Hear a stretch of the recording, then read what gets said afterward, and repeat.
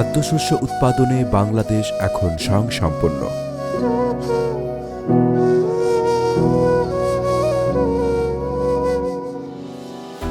এই অগ্রযাত্রা সম্ভব হয়েছে মাননীয় প্রধানমন্ত্রী শেখ হাসিনার দূরদর্শী পরিকল্পনা, সঠিক দিক নির্দেশনা এবং সংশ্লিষ্ট সকলের আন্তরিক প্রচেষ্টার ফলে।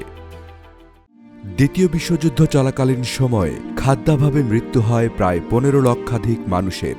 এই পরিস্থিতি মোকাবিলা করতে ১৯৪৩ সালে সিভিল সাপ্লাই ডিপার্টমেন্টের মাধ্যমে জনগণের খাদ্য সরবরাহ নিশ্চিত করা হয়। রক্ত যখন দিয়েছি, রক্ত আরো দেব, এদেশের মানুষকে মুক্ত করে ছাড়বো ইনশাআল্লাহ। ১৯৭১ সালের ৭ই মার্চ জাতির পিতা বঙ্গবন্ধু শেখ মুজিবুর রহমানের ঐতিহাসিক ভাষণ ও ২৬শে মার্চ মহান স্বাধীনতা ঘোষণার মধ্য দিয়ে পাকিস্তানি হানাদার বাহিনীর বিরুদ্ধে দীর্ঘ ৯ মাস রক্তক্ষয়ী যুদ্ধের পর ১৯৭১ সালের ১৬ই ডিসেম্বর স্বাধীন হয় বাংলাদেশ।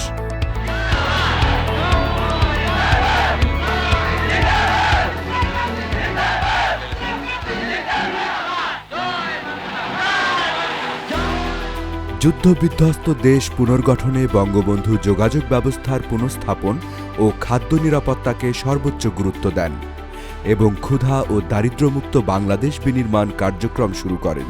ফলে খাদ্যঘাটতি, বন্যাসহ বিভিন্ন প্রাকৃতিক দুর্যোগ সত্ত্বেও খুব অল্প সময়েই ঘুরে দাঁড়ায় বাংলাদেশ। ১৯৭৪ থেকে ৭৫ সালে কৃষিতে বার্ষিক প্রবৃদ্ধির হার পৌঁছায় ৭%। ১৯৭২ সালে বঙ্গবন্ধু প্রতিষ্ঠা করেন খাদ্য মন্ত্রণালয়, যা বিভিন্ন পথপরিক্রমায় ২০১২ সালে পুনরায় খাদ্য মন্ত্রণালয় নাম ধারণ করে। ১৯৪৩ সালে সৃষ্ট সিভিল সাপ্লাই ডিপার্টমেন্টটি ১৯৮৪ সাল থেকে বর্তমান খাদ্য অধিদপ্তর হিসেবে জনগণের জন্য খাদ্য সরবরাহ নিশ্চিতকরণ, পুষ্টি চাহিদা পূরণ, কৃষকের উৎপাদিত ফসলের ন্যায্য মূল্য প্রদান এবং স্বল্প আয়ের মানুষের জন্য সাশ্রয়ী মূল্যে খাদ্য ক্রয়ের সুযোগ সৃষ্টির লক্ষ্যে বিভিন্ন কার্যক্রম পরিচালনা করছে। খাদ্যশস্যের বাজার দর স্থিতিশীল রাখা এবং ক্রয়সাধ্য মূল্যে মানুষের কাছে খাদ্যশস্য পৌঁছানোর লক্ষ্যে খাদ্য অধিদপ্তরের একটি গুরুত্বপূর্ণ উদ্যোগ খোলা বাজারে চাল, আটা বিক্রয়। বাইরে থেকে কিনলে অনেক পয়সা লাগে, এতে যখন কম পয়সা লাগে। আমরা উপকারী হইতেছি, যারা মিডিয়াম মানুষ আছে আমরা সুবিধা পাইতাছি, সবাই যেমন নিতে পারি সবসময়।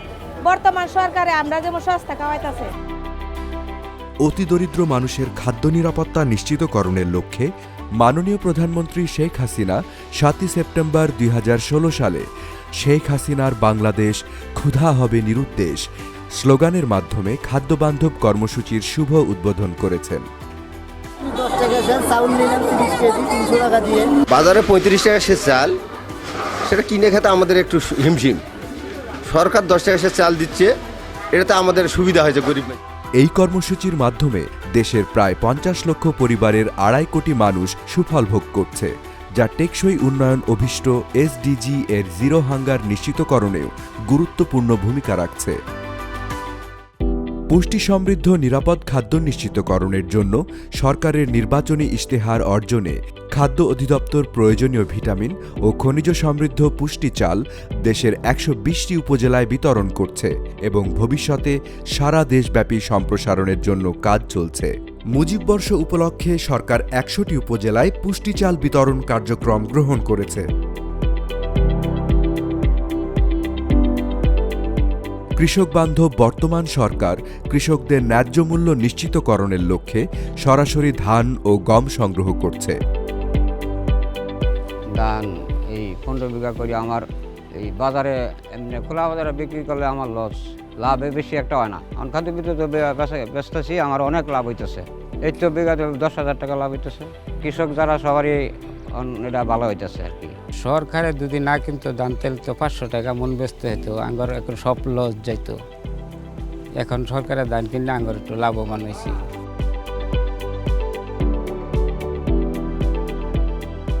খাদ্য নিরাপত্তা নিশ্চিতকরণের এ অর্থ বছরে সর্বোচ্চ ১৯.৮৩ লক্ষ মেট্রিক টন খাদ্যশস্যের মজুদ গড়ে তোলা হয়েছে।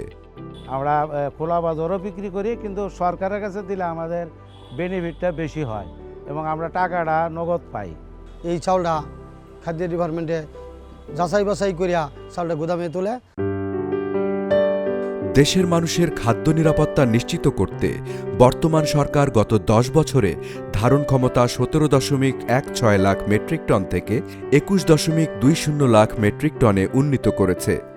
2030 সালের মধ্যে 30 লক্ষ মেট্রিক টনে উন্নীতকরণের লক্ষ্যে ইতোমধ্যেই বগুড়ার সান্তাহারে 25,000 মেট্রিক টন ধারণ ক্ষমতা সম্পন্ন মাল্টি স্টোরিড ওয়্যারহাউস মোংলা বন্দরের কাছে নির্মিত হয়েছে 50,000 মেট্রিক টন ধারণ ক্ষমতা সম্পন্ন গমের সাইলো। এছাড়া মধুপুর, ময়মনসিংহ ও আশুগঞ্জে আরও 2 লাখ মেট্রিক টন ধারণ ক্ষমতার চালের আধুনিক সাইলো নির্মাণ করা হচ্ছে। দুর্যোগপ্রবণ এলাকার মানুষের খাদ্যশস্য সংরক্ষণের জন্য বিতরণ করা হয়েছে 56 কেজি ধারণ ক্ষমতার 5 লক্ষ পারিবারিক সাইলো। মুজিববর্ষ উপলক্ষে আরও 3 লক্ষ পারিবারিক সাইলো বিতরণ করা হবে। আমাদের জাতির জনক বঙ্গবন্ধু শেখ মুজিবুর রহমান ক্ষুধামুক্ত বাংলাদেশ গড়ার জন্য যে কর্মসূচিগুলো নিয়েছিলেন সেগুলোরই ধারাবাহিকতায় খাদ্য অধিদপ্তর আজ অনেক তার সক্ষমতাকে বাড়িয়েছে।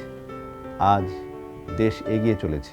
এদেশের মানুষের খাদ্য নিরাপত্তা নিশ্চিত করার জন্য মাননীয় প্রধানমন্ত্রীর নেতৃত্বে যে বিভিন্ন কর্মসূচি গ্রহণ করা হয়, খাদ্য অধিদপ্তরের কর্মী বাহিনী নিরলসভাবে সেগুলো বাস্তবায়ন করে যাচ্ছে।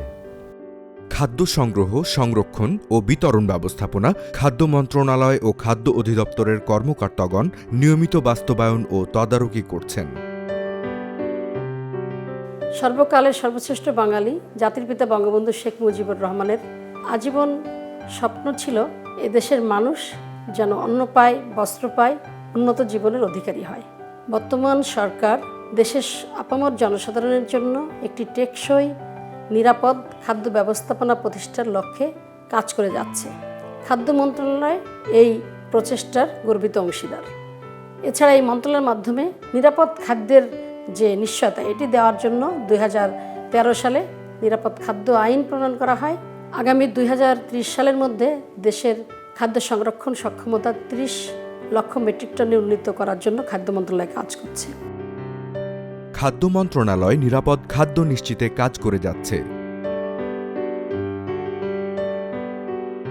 মাননীয় খাদ্যমন্ত্রী নিবিড়ভাবে নিরাপদ খাদ্য তদারকি করছেন। শ্রদ্ধাভরে স্মরণ করছি জাতির পিতা বঙ্গবন্ধুকে, যার জন্ম না হলে এদেশ স্বাধীন হতো না, যার অমোঘ বাণীতে এবারের সংগ্রাম, মুক্তির সংগ্রাম, এবারের সংগ্রাম, স্বাধীনতার সংগ্রাম। এই অমোঘ বাণীতে আমরা উদ্বুদ্ধ হয়ে সবাই ঝাঁপিয়ে পড়েছিলাম মহান মুক্তিযুদ্ধে। আমি শ্রদ্ধাভরে স্মরণ করি মহান মুক্তিযুদ্ধে 30 লক্ষ শহীদ এবং নির্যাতিত 2 লক্ষ মা বোনদের।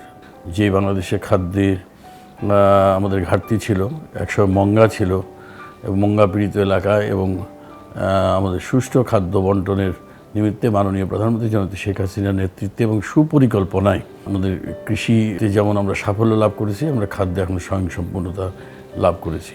আমরা চাই যে খাদ্য মন্ত্রণালয়কে একটি সফল এবং সৎ দুর্নীতিমুক্ত খাদ্য মন্ত্রণালয় তৈরি করার জন্য, এবং আমরা আশা করি আমরা মুজিব শতবর্ষে সেটাই উপহার দেব। এইবার মুজিব বর্ষে আমাদের ডাক, সবাই মিলে হাত মিলাই নিরাপদ খাদ্য নিশ্চিত চাই। বাংলাদেশ এখন মধ্যম আয়ের দেশে উন্নীত হওয়ায় দেশের মানুষের আর্থিক ক্ষমতা বৃদ্ধির পাশাপাশি খাদ্যাভ্যাসেও পরিবর্তন ঘটেছে, যার ফলে গম জাতীয় খাদ্যের চাহিদা বৃদ্ধি পেয়েছে। এই বাস্তবতা বিবেচনা করে পোস্তগোলায় আধুনিক সরকারি ময়দা মিল স্থাপন করা হয়েছে। 1999 সালে খাদ্য উৎপাদনে স্বয়ংসম্পূর্ণতা অর্জন করায় বাংলাদেশ জাতিসংঘের খাদ্য ও কৃষি সংস্থার সর্বোচ্চ সেরেস পদক অর্জন করে। ভেজাল দেওয়া এটাও এক ধরনের দুর্নীতি। কাজে দুর্নীতির বিরুদ্ধে আমরা আমাদের অভিযান চালাচ্ছি, কাজে ভেজালের বিরুদ্ধে অভিযানও চলছে, এটা অব্যাহত থাকবে। এটা আমরা দূর করব। কোনো বিষক্রিয়া আমাদের দেশের মানুষ ক্ষতিগ্রস্ত হোক সেটা আমরা চাই না। ইতিমধ্যে আমরা নিরাপদ খাদ্য আইন 2013 প্রণয়ন করেছি এবং আমরা চাই যে আমাদের দেশের মানুষের নিরাপদ খাদ্য আমরা দেব। ডিজিটাল খাদ্যশস্য সংগ্রহ ও ব্যবস্থাপনার লক্ষ্যে সরকার কৃষকের অ্যাপ পরীক্ষামূলকভাবে 16টি জেলার 16টি উপজেলায় বাস্তবায়িত করেছে। শুধুমাত্র জাতীয় পরিচয়পত্র নম্বর ও মোবাইল নম্বর দিয়ে কৃষক সহজেই নিবন্ধিত হয়ে সরকারি গুদামে ধান বিক্রয় করতে পারছে। আগামী বোরো মৌসুমে কৃষকের অ্যাপ অধিকতর সম্প্রসারণ করা হচ্ছে। আমি কৃষকের অ্যাপ দিয়া সহজে ধান বেচতে পারি, আমার অনেক সুবিধা হচ্ছে। আমরা এখন কৃষকের অ্যাপ দিয়ে ন্যায্য মূল্য দাম পাই। সেবা প্রদানের স্বচ্ছতা ও জবাবদিহিতা আনয়নে খাদ্য বিভাগ উদ্ভাবনী ও শুদ্ধাচার কার্যক্রমকে গুরুত্ব দিচ্ছে। বর্তমানে বাংলাদেশ আভ্যন্তরীণ খাদ্যশস্যের চাহিদা মিটিয়ে রপ্তানির পথে পা বাড়িয়েছে। তার উল্লেখযোগ্য উদাহরণ 2014-15 সালে খাদ্য অধিদপ্তরের সংরক্ষণাগার থেকে বাণিজ্যিক ভিত্তিতে শ্রীলঙ্কায় 25,000 মেট্রিক টন চাল রপ্তানি করা হয়েছিল। ওই বছরই নেপালে ভূমিকম্পের প্রেক্ষিতে 20,000 মেট্রিক টন চাল ত্রাণ সাহায্য হিসেবে প্রেরণ করা হয়েছে। শেখ হাসিনার বাংলাদেশ ক্ষুধা হবে নিরুদ্দেশ।